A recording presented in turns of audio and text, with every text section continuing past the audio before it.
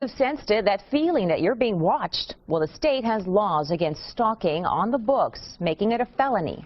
But what if police don't recognize it? And what if it's a complete stranger who's bothering you? Tonight, Joe Conger and the I-Team investigates. Loosely defined, gang stalking is where organized groups target and harass unwilling victims to the point of paranoia, leaving the victims to deal with skeptical family members and skeptical law enforcement. This isn't stalking done by a former spouse or former boyfriend or someone that's disgruntled at you, but stalking that's being done by total strangers in an organized fashion. Dr. Hall believes the people behind it are well-organized operatives using government satellite technology to terrorize him and other victims. All voicing the same complaints: organized stalking, weird electronic disturbances going on in their homes. Most of the women are complaining of drugging and sexual assault.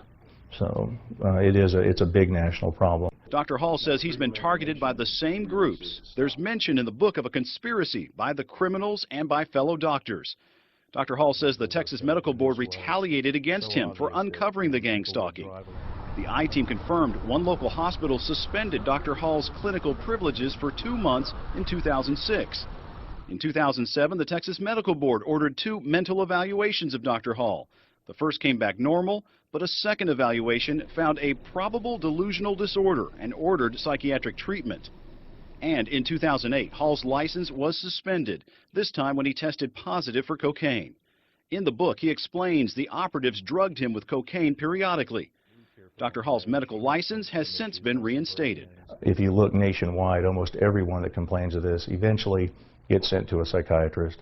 The psychiatrists don't look into the technology. They don't do any research into whether or not any of this is possible. With his book published, Dr. Hall is taking his message nationally. He's appeared on cable TV shows. Thank you so much, Dr. Hall. Late night radio. And our guest tonight, Dr. John Hall. And even has his own radio program in the works. There have been several people in my midst, obviously, that have been victimized, but if you look at it on a larger scale, it is a national problem as well. Dr. Hall says the problem is gang stalking, seeking to victimize innocent women and sully his reputation for exposing them.